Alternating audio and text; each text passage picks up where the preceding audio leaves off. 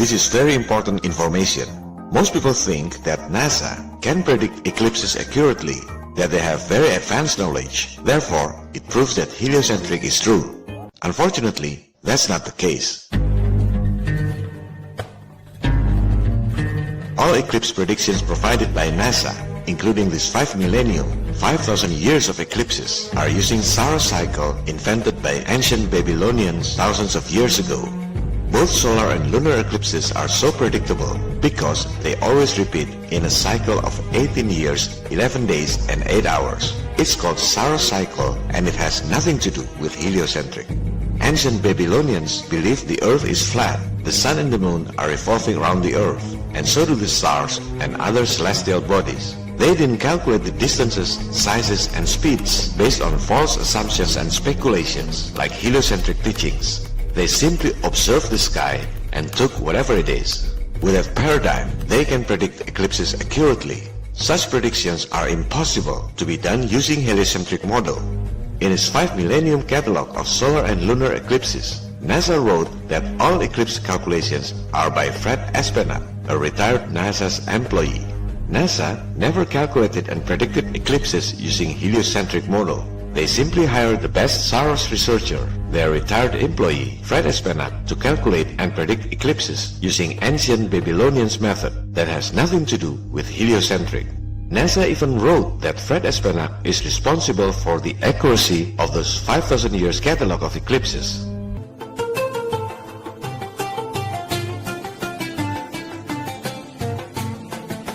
For thousands of years, some astronomers collected eclipse cycle all around the world based on Saros cycle. They have started to do this long time before NASA was established in 1958. Astronomers like Fred Espenak simply collected eclipse database from other local astronomers all around the world.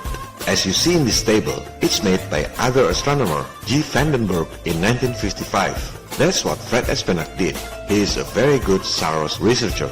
Why would NASA need Saros cycle if they can calculate eclipses using heliocentric math? Obviously, because they can't. A bunch of mathematical assumptions, when combined together to calculate eclipses, they just don't add up.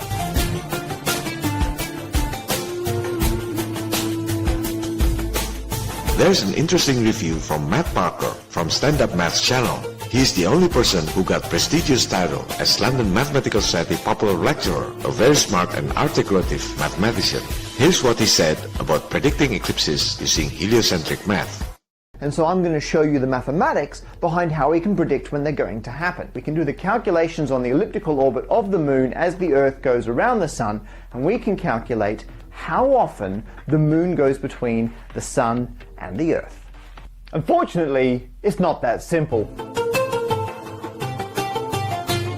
It is a wonder we have eclipses at all. But then, out of all this chaos, another cosmic coincidence steps forward to save the day. It's called the Saros cycle, and it allows us to predict when eclipses are going to happen in the reasonably near future. Some thickheads still don't understand why NASA uses Saros cycle to predict eclipses. They say there are a lot of software predicting eclipses using heliocentric math. You can download free software like Stellarium. It can predict eclipses. Well, if a free software can predict eclipses with heliocentric model, then why NASA, with $19 billion budget per year, can predict eclipses using heliocentric model? Which one makes more sense to you? All astronomy software are using Eclipse database from NASA. It's not the other way around.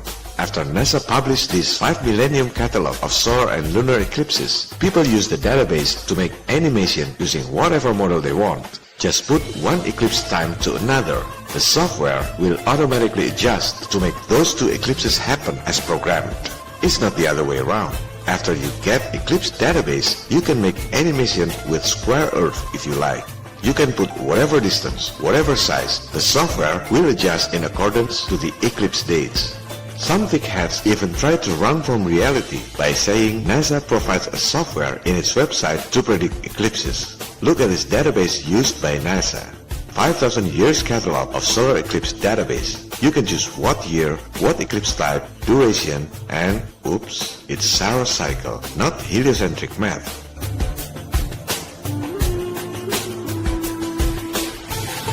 This is the 3D movement of their heliocentric model. The sizes, distances, and speeds are not to scale. This is just to make you have an idea of the true heliocentric concept. The question is, how could NASA 48 years ago kept up with the Earth's orbital speed, almost 100 times faster than the speed of sound, and also kept up with the sound speed across the space at almost 60 times faster than the speed of sound?